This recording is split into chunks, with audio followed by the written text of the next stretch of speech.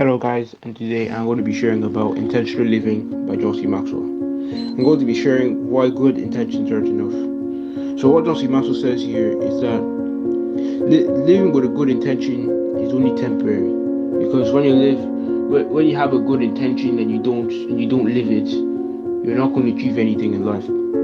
He says an unintentional life accepts everything and does nothing. An intentional life embraces only the things that will add to the mission of significance. You see, this intentional living book enables us to take immediate action in areas of significance. John C. Maxwell also says that there's differences between taking an intention and taking action. You see, intentional living always has an idea. You see, when you just have a good intention, it's only temporary. It's not something that you're going to live your life with, unless it's you apply it. That's the only thing. That's the only thing that will make a difference in you. When you apply it, that's when the real change will be. Unintentional living always has an excuse. People who don't live intentionally, people who just have good intentions, they're always going to have an excuse for every single thing they do. They're always going to blame the people that told them not to do something.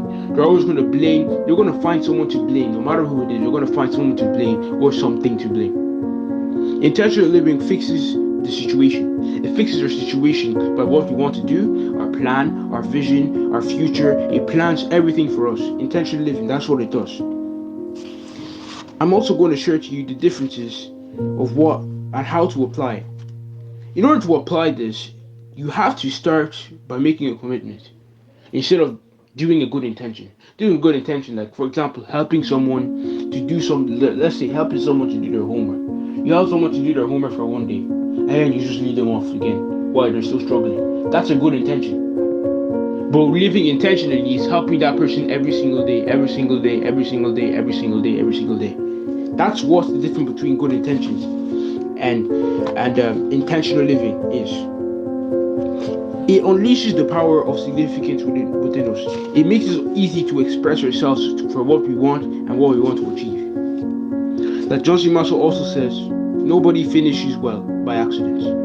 That's very true. Because no one finishes well by accident. Why? Because there's always a purpose. Someone always has a purpose of doing something. You don't just become successful by accident. You don't just become the person you want to become by accident. There will always be a price tag on it. You see, the words of good intention are desire, wish, someday, fantasy, hopefully, passive. They're going to be like, hopefully I will achieve this. Hopefully someday I'll become rich. Someday I'll become this. I wish I will become that. Those are the words of good intention. And the words of intentional living are words like action, purpose, today, strategy, definitely, active. When you take action, that's what makes a difference. When you have a purpose, you ask yourself the question, what am I doing with my life? Who do I want to become? When you're saying today, you start now, you start today, and then you keep working on yourself.